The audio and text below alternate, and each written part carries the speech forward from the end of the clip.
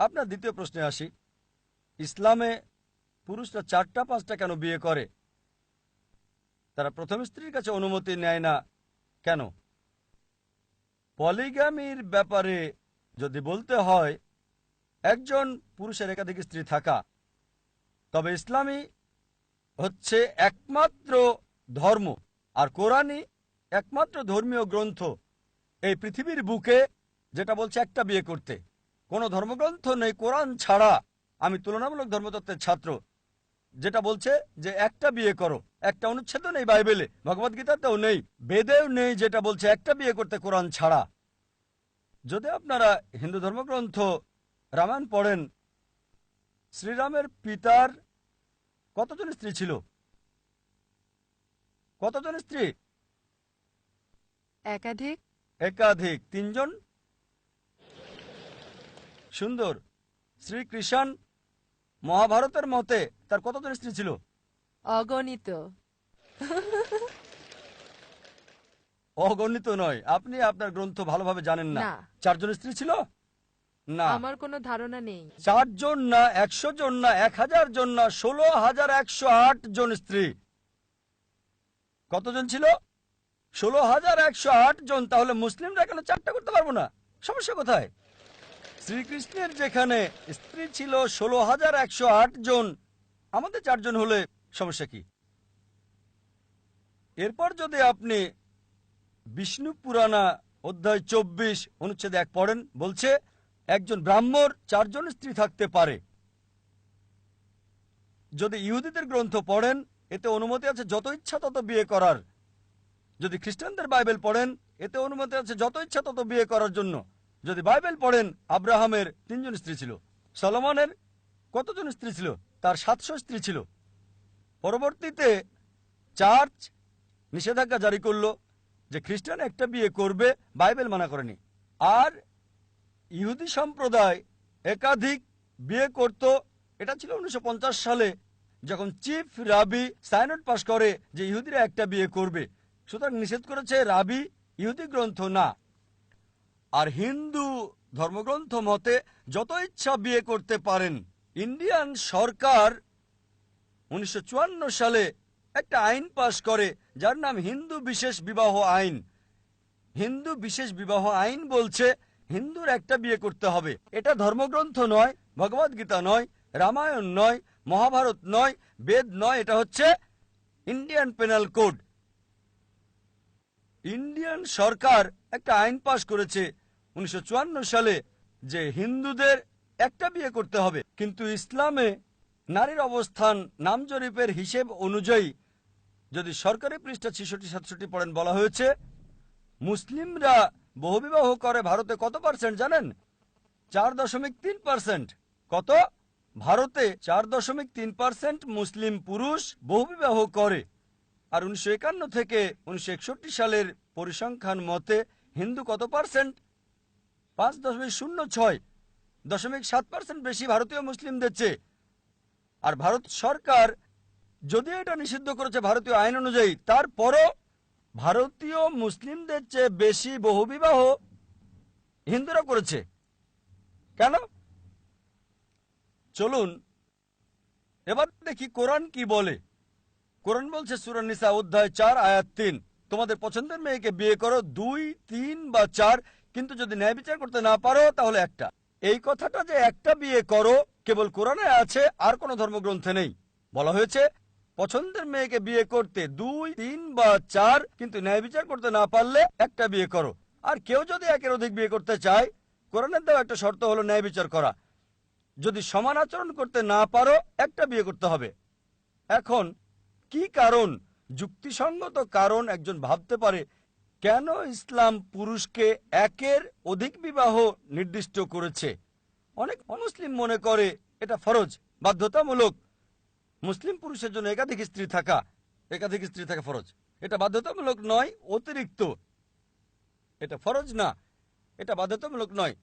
আপনি কতজন মুসলিম পুরুষকে চেনেন যাদের একাধিক স্ত্রী আছে? বোন, আপনি কতজনকে চেনেন? কতজনকে আপনি চেনেন? অল্প কয়েক। কতজন?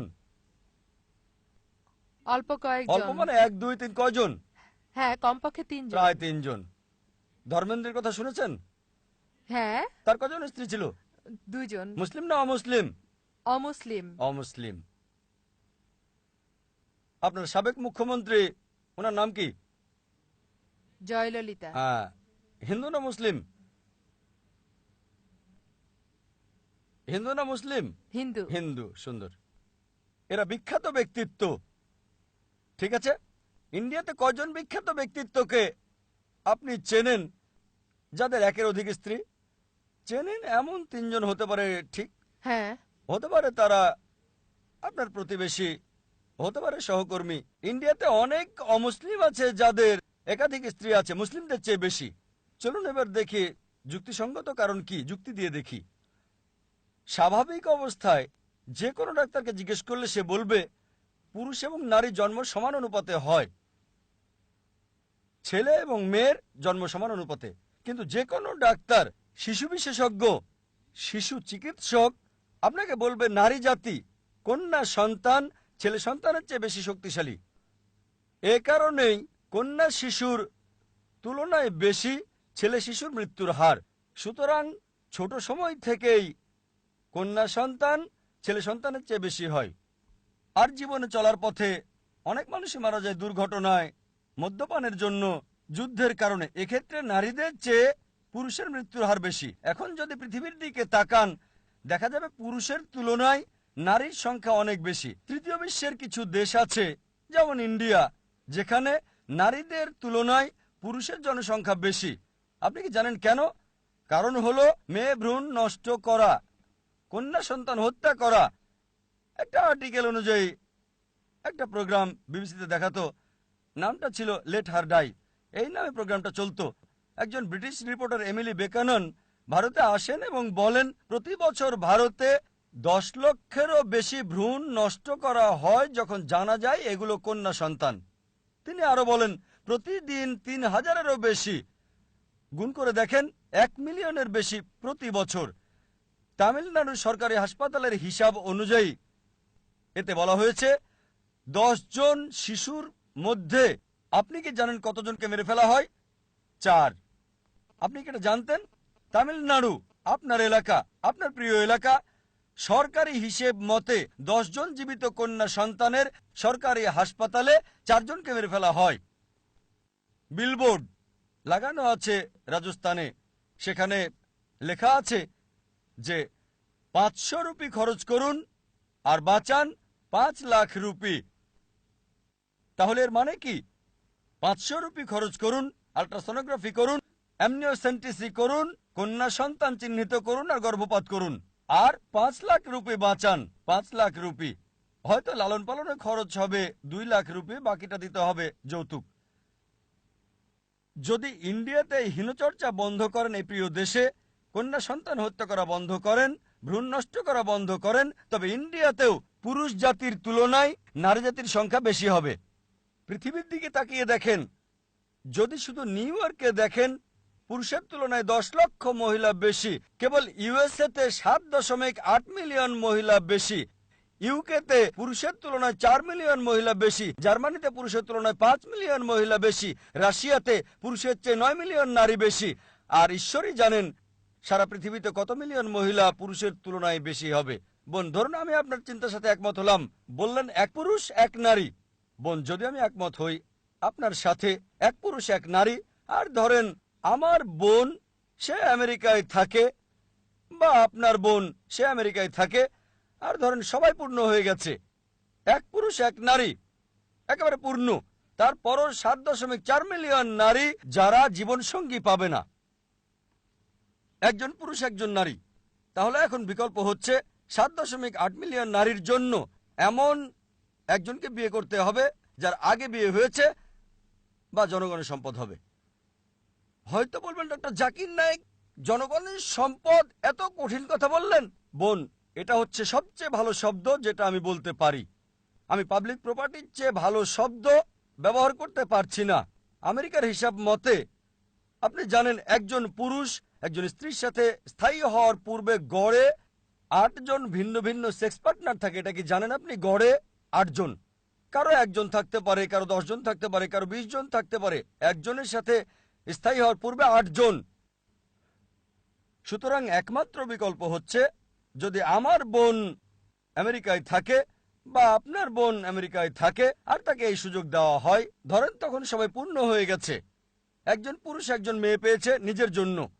দুঃখজনকভাবে আমার বোন বা আপনার বোন তাদের একজন এমন হয়ে যায় যারা জীবনসঙ্গী পাচ্ছে না। তাদের জন্য একমাত্র পথ হয় এমন একজনকে বিয়ে করা যার স্ত্রী আছে বা জনগণের সম্পদ। যে কোনো ভদ্র মহিলা প্রথমটাই বেছে নেবেন। বোন, আপনার বোনের জন্য কোনটা চাইবেন? এমন কাউকে বিয়ে করা যার বউ আছে বা জনগণের সম্পদ? আমার বোনের এখনো বিয়ের সময় হয় নাই। যখন বড় হবে তখন যদি আমেরিকায় যায় বা আপনি আমেরিকায় যান, তার পছন্দ। আপনি কোনটা চাইবেন? একজন বড় বোন হিসেবে আপনি চাইবেন জনগণের সম্পদ হোক বা স্ত্রী আছে এমন কাউকে বিয়ে করা এবং সমান অধিকার পাওয়া? ইসলামে যদি দ্বিতীয় স্ত্রী থাকে সমান অধিকার নিশ্চিত করতে হবে।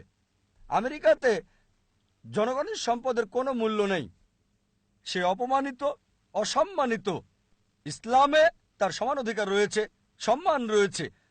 ছোট বোনের জন্য কোনটা চাইবেন যখন সে বড় হবে? অনেক সময় সত্য কথা বলা অনেক কঠিন, ঠিক না বোন? বিশেষ করে এমন অনুষ্ঠানে দর্শকের সামনে। আচ্ছা ঠিক আছে, আমি আপনার উত্তর পেয়ে গেছি। Thank you.